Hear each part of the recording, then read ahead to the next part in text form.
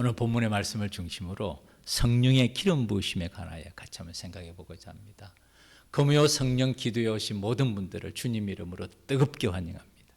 우리 옆에 분하고 인사하시기 바랍니다. 사랑합니다. 축복합니다. 사랑합니다. 축복합니다.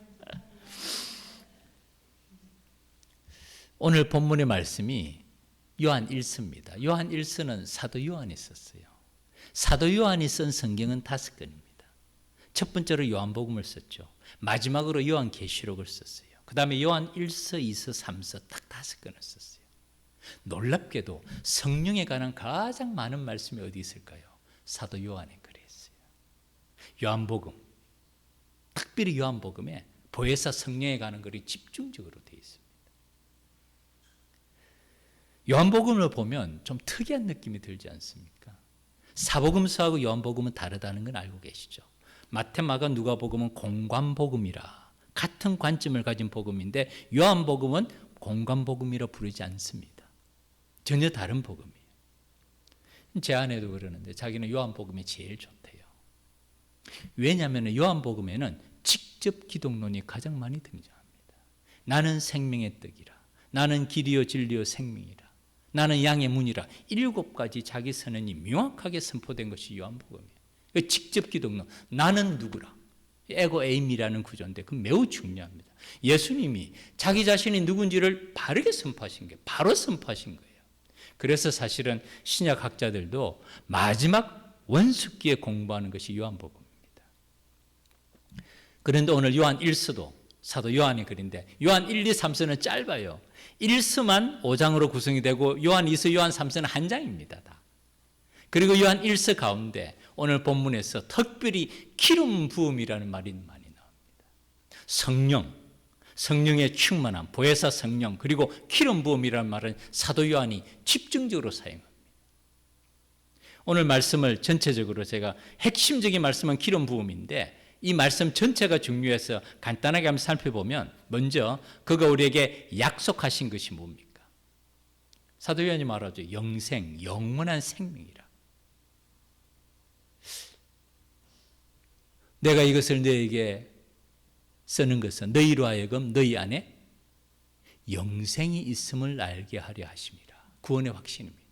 내가 이것을 너에게 쓰는 것은 너희로 하여금 너희 안에 영생, 영원한 생명이 있음을 알게 하려 하십니다. 오늘 본문에서도 그가 우리에게 약속하신 것은 이것이라는 거예요. 약속이 뭐라고요? 영원한 생명이다. 제가 이전에 교회를 섬길 때 1년에 한 30번 정도 장례식이 있습니다. 연락하신 분들이 많아가지고 꽤 많이 있었어요. 장례식마다 제가 항상 2 예배를 드렸습니다. 입간 예배와 발인 예배는 제가 항상 인도했어요. 아무리 바빠도 장례식 가운데서. 늘 가는 교육자들은 제가 하는 설교를 듣죠. 제가 그런 장례식을 모든 설교로 다 다르게 할 수는 없잖아요. 본문 내용들이 장례에 가는 구절들이 많이 있지만은 정해져 있습니다. 그 중에 제가 자주 하는 얘기가 돌아가셨다는 표현. 참 저는 한국적인 표현이면서도 너무 좋은 표현이에요. 돌아가셨습니다. 한자도 아니잖아요.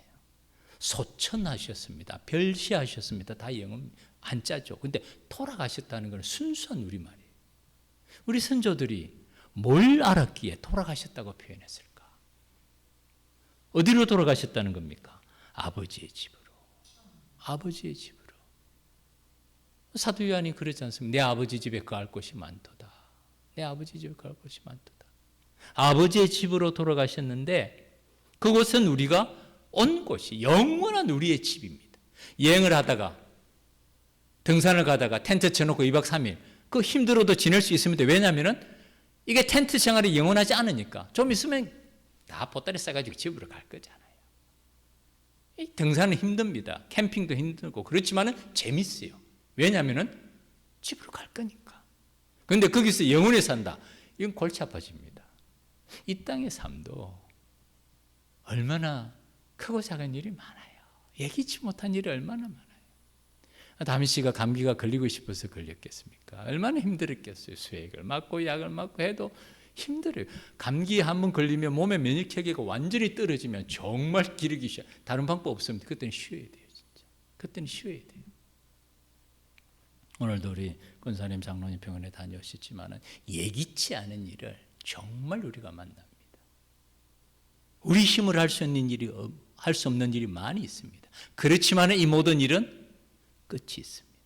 언젠가는 우리가 돌아갈 집이 있고 그것이 바로 그때 우리에게 영원한 생명이 있다는 것이죠. 나그네와 행인의 삶을 마치고 아버지의 집으로 돌아갈 때가 있습니다.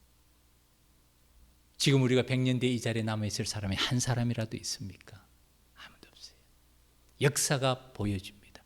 그래서 세월은 때로는 무섭기도 하고 참 준엄하기도 하고 조금도 지체하지 아니하고 조금도 서둘지 아니하니만은 뚜벅뚜벅 그 길을 걸어가는 것이 세월이구나. 그리고 우리도 모두가 돌아갈 그날이 있다는 것. 그 약속하신 것은 영원한 생명, 구원의 확신입니다. 내가 진실로 진실로 너에게 이르노니 내 말을 듣고 또 나 보내신 이를 믿는 자는 사망에 이르지 아니하나니 심판에 이르지 아니하나니 사망에서 생명으로 옮겼느니라. 이 구원의 확신에 관한 말, 다 사도 요한의 말이에요.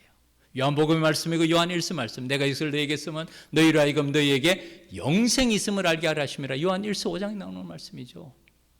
내가 진실로 진실로 너에게 이르노니 내 말을 듣고 또 나 보내신 이를 믿는 자는 구원을 얻었고 심판에 이르지 아니하나니 사망에서 생명으로 옮겼느니라. 요한복음 말씀이에요. 다 사도 요한의 말씀이에요. 이게 약속입니다. 이게 약속이에요. 얼마나 우리가 소망이 있어요. 이 땅 위에서 어떤 일을 만날지라도 나의 등 뒤에서 밀어주시는 주님의 손 붙잡고 일어나는 거예요. 일어나는 거예요. 그게 우리 나그네와 행인 같은 순례자의 길입니다.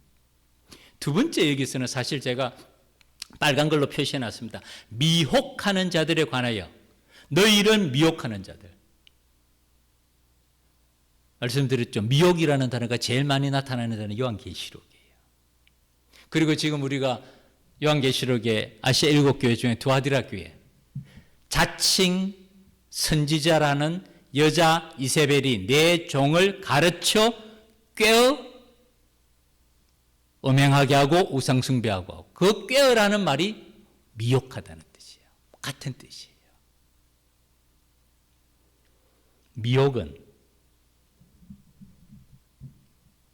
속이다, 방황하게 하다, 헤매다, 길을 벗어나게 하다, 그리고 결국은 죄를 짓게 하다. 누가 우리를 미혹합니까? 사탄이 미혹하는 거예요. 사탄이 우리를 속입니다.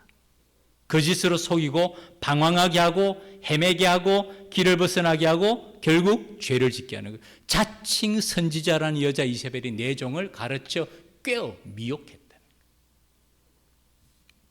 요한 1서에서도 미혹이라는 단어가 3번이 나옵니다. 제가 읽을게요. 3장 7절 자녀들아 아무도 너희를 미혹하지 못하게 하라. 속이지 못하게 하라. 헤매지 못하게 하라. 길을 벗어나지 못하게 하라. 의를 행하는 자는 그의 의로우신 것 같이 의롭고 죄를 짓는 자는 마귀에게 속한다. 이 사도 요한의 글. 또 한 번 미혹이 요한 1서 4장 6절에 이렇게 나타납니다. 우리는 하나님께 속하였으니 하나님을 아는 자는 우리의 말을 듣고 하나님께 속하지 아니하는 자는 우리의 말을 듣지 아니하나니. 그 다음에 이렇게 표현합니다. 진리의 영과 미혹의 영을 이로써 아느니라. 요한 1서 4장 6절 말씀. 진리의 영, 미혹의 영, 사탄의 영을 말해요. 주의 손이 정말 우리를 도와야 된다는 것은 사탄의 공격이 있습니다. 사탄의 유혹이 있어요. 사탄의 시험이 있어요. 우리를 넘어뜨리고자 해요. 우리 힘으로 감당할 수 없을 때가 많아요. 주님께서 나의 등 뒤에 우리를 밀어주셔야 돼요. 주의 손이 우리를 도와주실 때 거기서 우리가 새로운 힘을 얻게 된다는 것이죠. 이 소속이 어딘가? 우리는 진리의 영, 하나님께 속하였다는 거예요. 그렇지만 미혹의 영, 사탄의 영이라는 거예요. 우리가 세상의 영을 받지 아니하고 오직 하나님으로부터 은영을 받았으니 이는 하나님께서 우리에게 은혜로 주신 것들이 무엇인지 알게 하려 합니다. 세상의 영, 미혹의 영, 사탄의 영 같은 말입니다. 그 다음에는 세 번째가 기름 부음. 기름 부음이 너희 안에 거한다. 너희는 주께 받은 값 기름 부음. 오늘의 말씀의 주제입니다. 좀 이따 생각할 것입니다. 한 번 더 나오죠. 아무도 너희를 가르칠 필요가 없고 오직 그의 기름 부음이 모든 것을 너에게 가르치며. 놀라운 말씀. 우리에게는 기름 부으심이 있다는 거예요. 성령의 기름 부으심이 있다는 거예요. 왜 기름 부음이 필요하고 기름 부음을 받으면 어떻게 되는지에 대해서 오늘 말씀의 주제입니다. 그리고 28절 29절은 그의 안에 거하라. 나의 안에 거하라. 나는 내 하나님이니 모든 환난 가운데 너를 지키는 자라. 아까 그 찬양이 제가 이 말씀 준비하면서 일부러 선택했어요. 두려워하지 말라. 내가 너와 함께하리라. 너를 지켜주리라. 내가 너를 지명하여 불렀나니 너는 내 것이라. 너의 하나님이라. 내가 너를 보배롭고 존귀하게 여기노니 너를 사랑하는 하나님이시라. 그의 안에 거하라. 그의 안에 거할 때 우리로 담대함을 얻어 그 앞에서 부끄럽지 않게 행함이라. 우리가 그가 의로우신 줄 알면 의를 행하는 자마다 그에게서 날 것이다 라는 말씀이 오늘 이 짧은 말씀이지만은 사도 요한은 정말 그 말씀 가운데 뜨거움이 있어요. 직접 기둥, 예수 그리스도 보혜사 성령에 대한 강력한 말씀이 있습니다. 말씀드린 대로 오늘 핵심 단어는 기름 부음입니다. 기름 부음에 관하여. 먼저 기름 부음이란 무엇이며 왜 기름 부음이 필요한가? 한마디로 말하면 복음을 위해서예요. 복음을 위해서. 복음을 위한 성령의 기름 부으심이 필요하고 그 기름 부으심을 통하여서 두 가지입니다. 우리의 신분이 변합니다. 두 번째는 우리의 사명이 변해요. 그리고 그 결과 하나님의 영광과 찬송과 기쁨이 되게 하는 거예요. 이것이 기름 부으심입니다. 예를 들어 볼까요? 다윗에게 기름 부음이 임하였습니다. 목동 다윗이 양을 칠 때 사무엘이 그에게 기름 붓습니다. 그의 신분이 어떻게 바뀝니까? 왕의 신분이 됩니다. 잠재적인 왕의 신분이 돼요. 구약에서 기름 부음을 받은 사람은 세 종류가 있습니다. 첫 번째가 누구였죠? 왕이에요. 두 번째가 누굽니까? 제사장이에요. 세 번째가 누굽니까? 선지자예요. 이 세 사람만 기름 부음을 받았어요. 다윗에게 사무엘이 사울 몰래 오잖아요. 왜냐하면 기름 부음을 알려주면 사울이 큰일 납니다. 바로 죽이려고 할 거예요. 몰래 오잖아요. 다윗에게 기름 붓습니다. 그의 신분에 변합니다. 그리고 다윗에게 기름 붓고 난 다음에 그 다음에 다윗의 사명이 주어집니다. 뭡니까? 왕으로서 이스라엘 백성들의 책임을 지. 하나님의 기름 부음을 받은 자로서의 사명과 책임이 주어져요. 그게 기름 부음입니다. 구약에서 기름 부음은 사람에게 기름 붓든지 물건에 기름 붓든지 두 가지로 나타납니다. 아까 말씀드린 대로 사람은 왕과 제사장과 선지자에게 기름을 부어요. 물건은 성물에만 기름을 붓습니다. 성전에서, 성소에, 제단에, 하나님의 성전의 모든 기구들에 기름을 붓습니다. 이 의미는 하나님께 대한 완전한 헌신과 드림을 뜻하는 거예요.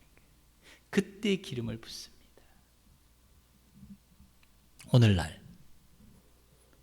오늘날도 복음에는, 하나님의 말씀에는, 하나님의 백성들에게는 성령의 기름 부으심이 필요한 줄 믿습니다.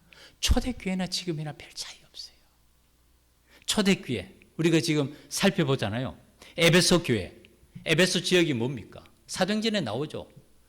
아데미 신전. 아데미는 풍류의 신입니다. 아데미 그림을 보셨나요? 풍류의 여신이에요. 그냥 온몸에 가슴으로 가득 차 있어요. 그냥. 그 아데미 신상을 섬기는 본부가 에베소입니다.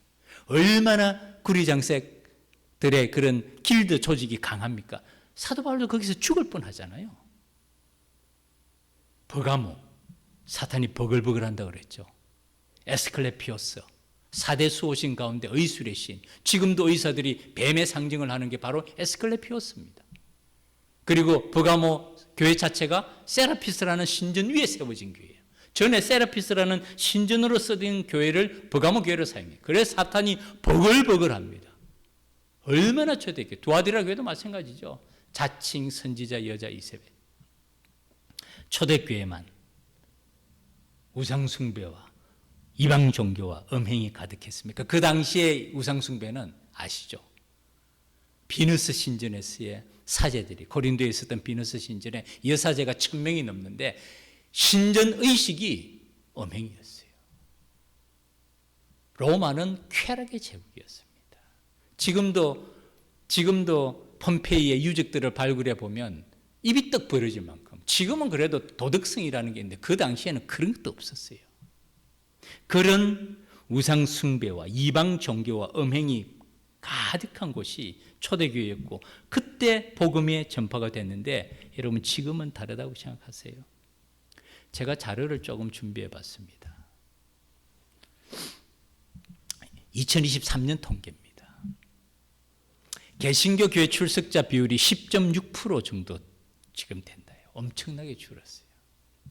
전에 한때 20%, 25%까지 했는데 몇 년 전에 18% 됐는데 2023년에는 10.6%랍니다. 545만, 1000만이 안 돼요. 이제 이 가운데서 이단의 비율이 8.2%라고 통계합니다. 이단 아닌 사람이 91.8%. 이단 비율을 8.2%라고 하면 45만 명에 플러스 마이너스 14명 하면 약 59만 명, 60만 명 정도가 크리스천 안에서도 이단입니다. 대한민국의 3대 이단이 뭔 줄 아세요? 첫 번째가 뭘까요? 신천지. 신천지는 뜨거워요. 신천지 추수꾼은 교회 안으로 들어옵니다. 교회에서 추수해요. 왜냐하면 교회에 갈등과 아픔과 분열과 고통을 샅샅이 뒤집어줬어요. 그리고 자기들이 참 진리를 깨달았다고 유혹합니다. 교회를 깨트려요, 신천지는. 두 번째가 뭘까요? 하나님의 교회. 하나님의 교회. 안상홍 얘기 들어봤죠? 전에는 안상홍 정인회 있어요. 안상홍 죽었어요. 죽고 난 다음에도 이 하나님의 교회는 철치 오브 갓인데 점점 성장해요. 그 와이프 장길자가, 안상홍은 하나님 아버지고 장길자는 하나님 어머니래요. 그런데도 하나님의 교회 출석하는 사람들이 지금 전 세계 100개 정도 나라까지 나갔는데 몇 명 정도 되는 줄 아십니까? 300만이 넘는데요. 아무도 안 놀라시네. 저는 놀랐는데 300만이 뭡니까? 하나님 아버지가 안상홍이고 하나님 어머니가 장길자예요? 진짜 놀란 건 안상홍이는 1885년인가 죽었어요. 그래도 계속 성장해요. 이 도대체 뭡니까? 세 번째가 JMS든지 구원파든지, 이 구원파는 세월호 사건입니다. 권신찬, 유병헌, 박옥수, 지금도 여전해요. 세월호 사건은 세월호로 인해 가지고 대한민국이 발칵 뒤집어졌지만은 그 선주였던 이 구원파는 지금도 여전합니다. 아니면 JMS, 정명석이에요. JMS의 원래 명칭은 기독교 복음 선교회입니다. 그런데 JMS가 정명석, 첫자죠. 무슨 뜻이라고요? 지저스, J, M, 메시아, S, 세이비어. 자기가 세이비어라는 거예요. 자기가 구원주라고 얘기하는 게 정명석인데 상당합니다, 세력이. 그런데 이게 현대 3대 이단인데 이 3대 이단도 넘지 못할 넘사벽이라는 이단이 우리 대한민국에 있죠. 가평 가보셨죠? 가평 가는 길에 요 근래 엄청난 이 궁전 같은 건물이 세워진 걸 아십니까? 이름이 천원궁이에요. 만원궁은 아니더라고요. 천원궁이래요. 여기가 건물이 크게 들어서 있어요. 완전히 대리석으로 지은 건물들이에요. 몇 평이냐면은 대지가 10만 평이 돼요. 그리고 건물이 선 건평이 6만 평입니다. 엄청난 건물이에요. 제가 좀 인터넷에 찾아보니까 자료가 이 내부 시설입니다. 이 완전히 이거는 무슨 중세 시대 때 이거 황제 같지 않습니까? 내부가 인테리어가 엄청납니다. 내부 시설이에요 이게. 누굽니까? 문선명, 한학자. 문선명은 죽었죠 이제. 이 한학자가 얼마 전에 여기서 8,000명의 합동 결혼식을 했어요. 8,000명. 그리고 2025년 4월 달에 36개 국가에 5만 명이 나와가지고 5만 명이 모여가지고 이곳에서 봉헌식을 했답니다. 문선명 통일고 박태선 전도가는 현대 신천지나 JMS나 구원파나 하나님의 교회가 넘을 수 없는 엄청난 이단들의 한 세대 전의 이단들이죠. 대한민국이 우리 주변에 금강장군이 오셨다는 거 압니까? 인천 금강장군이 왔다는 거. 제가 이 화면은 너무 자주 보여드려가지고 안 보이는데, 그리고 신내림, 새롭게 신내린 현수막이 붙어 있는 거 많이 붙어 있어요. 금강장군은 저 앞에 저기 어울림에도 붙어 있고요, 요 앞에 파라곤 앞에도 붙어 있고, 우리 저기 로제뱅 앞에도 붙어 있고. 와, 대한민국 주술신앙, 샤머니즘 가득 차 있습니다. 대통령도 점을 본다는 얘기가 TV에서 한 번, 두 번이 아니에요. 미혹의 영이 가득 차 있습니다. 오늘 우리가 사는 시대 초대교회가 다름없어요. 그러기 때문에 우리에게는 특별히 성령의 기름 부으심이 필요해요.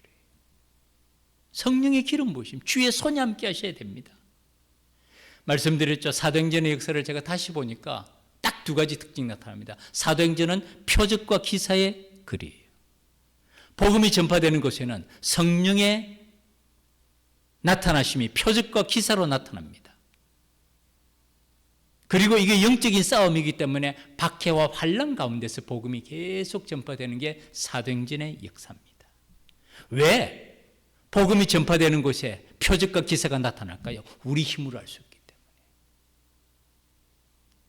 사도 바울의 사역이 그래요. 베드로의 사역이 그렇습니다. 베드로가 지나가면서 혹시 그의 그림자라도 비칠까 싶어서 환자들이 나올 만큼 표적과 기사가 엄청나게 있습니다. 그래서 그 복음을 통하여서, 표적과 기사를 통하여서, 성령의 기름 부으심을 통하여서 하나님의 영광이 나타나고 하나님의 구원의 복음이 그들에게 전해지도록 주의 손이 함께 하시는 것이죠. 오늘도 동일한 것이, 오늘도 동일합니다. 아라동에만 말씀드렸죠. 몇 년 전만 하더라도 아라동에 거주민이 600명 정도 됐대요. 아라동에 사는 주민등록을 한 사람 625명 정도 된답니다. 지금 우리 금단 신도시가 들어오면서 6만 명이 넘어요. 아라 1동과 아라 1동을 2동을 나누어야 될 만큼 6만 명. 다 어디서 왔습니까? 다 이사 온 분들이잖아요. 그런데 이 가운데 우리 크리스천들이 얼마나 될까요? 그리고 이 사명을 우리 자신의 힘으로 감당할 수는 없습니다. 왜냐하면 이게 복음이 전파되는 곳에는 반드시 영적인 싸움이 있어요. 그런데 우리가 혼자가 아닙니다. 우리에게 성령의 기름 부으심이 있어요. 첫째로 성령 부으실 때 우리에게 신분이 변합니다. 우리 신분이 어떻게 변합니까? 같이 한번 읽어봅시다. 시작. 그러나 너희는 택하신 족속이요 왕같은 제사장들이요 거룩한 나라의 그의 소유된 백성이니 이는 너희를 어두운 데서 불러내어 그의 귀한 빛에 들어가게 하시니에 아름다운 덕을 선포하게 하려 하심이라. 아멘. 사도 바울이, 그리고 사도 베드로가, 사도 요한이 정말 성령께서 그들의 눈을 뜨게 하심으로 예수 그리스도가 누구신지를 깨닫고 그분이 하나님의 아들 우리의 구원자임을 깨달았을 때 그들에게 주님께서는 성령의 기름 부으심을 통하여서 신분이 변하고 사명이 변하도록 감당하도록 하셨어요. 그리고 사도 베드로는 이제는 너희가, 우리죠, 사중적 택하신 족속, 하나님의 택하심을 받았고, 두 번째로 왕같은 제사장이고, 세 번째는 거룩한 나라요, 네 번째가 그의 소유된 백, 신분이 변합니다. 놀라운 신분의 변화예요. 우리가 다윗이 기름 부음을 통해서 그가 잠재적인 왕으로서 신분이 변했듯이 하나님께서는 오늘날 우리를 부르실 때 이 사중적인 우리의 신분의 변화를 통해서 주님의 사명을 감당해 하셨는데, 그게 바로 그 다음 부분, 이는 목적이죠. 너희를 어두운 데서 불러내어, 이전에 하나님을 모르는 백성에서 불러내어 하나님의 기이한 빛이, 이게 기이한 빛이 wonderful, 놀라운 은혜, 경이로운 은혜에 들어가게 하시니 아름다운 덕을 선포하게 하려. 이게 복음이에요. 이게 복음.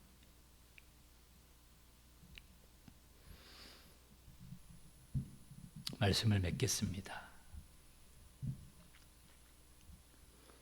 오늘날 이단들이 이렇게 성장하는 이유가 어디 있는 줄 아세요? 첫 번째 이단들이 하는 일은 기성교회를 공격해요.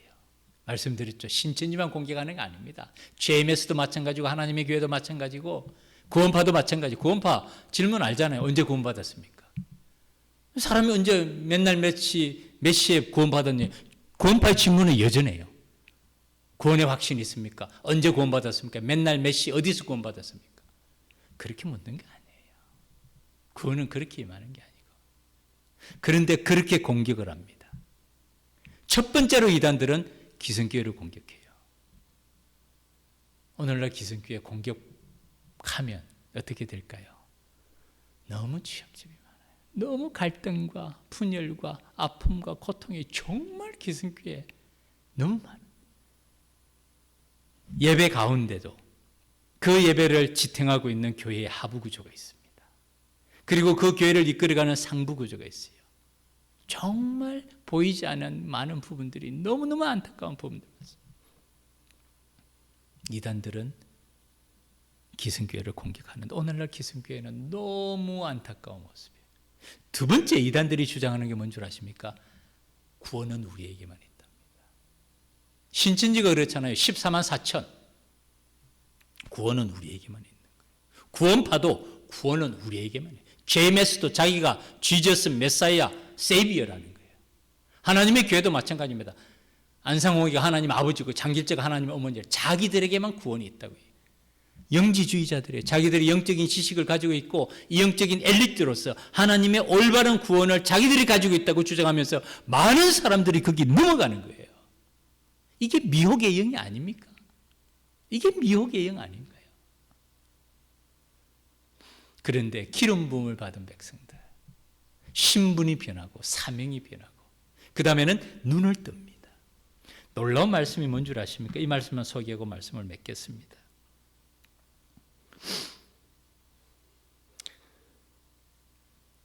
라오디게아 교회를 책망하실 때 마지막 7개 교회가 라오디게아 교회잖아요. 준엄하게 책망하십니다. 라오디게아 교회나 사도교회는 책망만 받은 교회잖아요. 사도교회는 살아있으나 죽은 교회라고 책망받고 라오디게아 교회는 내가 네 행위를 안다. 차지도 뜨겁지도 아니하다. 내가 차든지 뜨겁든지 알아. 미지근하면 내 입에서 토하여 버린다. 토하여 버리겠다. 그 다음에 말씀이 네가 말하기를 나는 부자라 부유하여 부족한 것이 없다고 하지만은 넌 착각이다.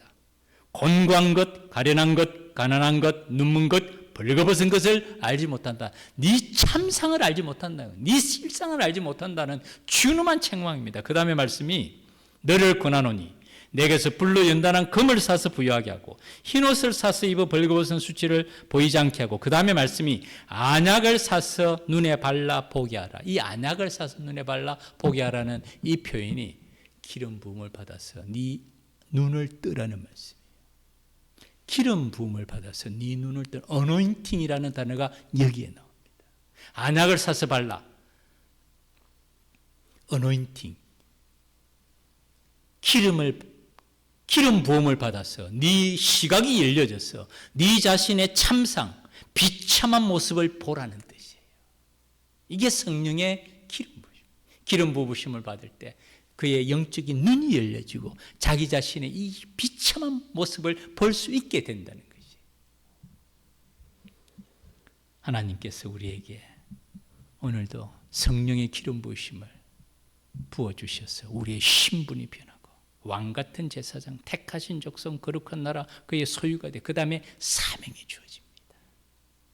어두운 데서 불러내어 그의 기이한 빛에 들어가 계시니 하시니 아름다운 덕을 선포하게 복음입니다. 우리가 사는 이 시대, 이 지역, 이 나라, 이 시대 풍조 정말 초대교회하고 별반 다름없습니다. 우리에게 다시 한번 성령의 기름 부으심으로 우리의 눈이 열려지고 우리의 영적인 시각이 열려져서 복음을 위하여서 하나님의 영광을 위하여서 우리의 삶의 걸음 가운데 우리를 도우시고 인도하시는 그 주님의 손길, 주의 손이 우리를 도우심으로 환난을 벗어나 근심이 없는 삶을 살아가며 하나님께서 우리에게 맡겨주신 그 사명 넉넉히 감당하는 보배롭고 존귀한 주의 백성들이 되기를 주님 이름으로 축복합니다.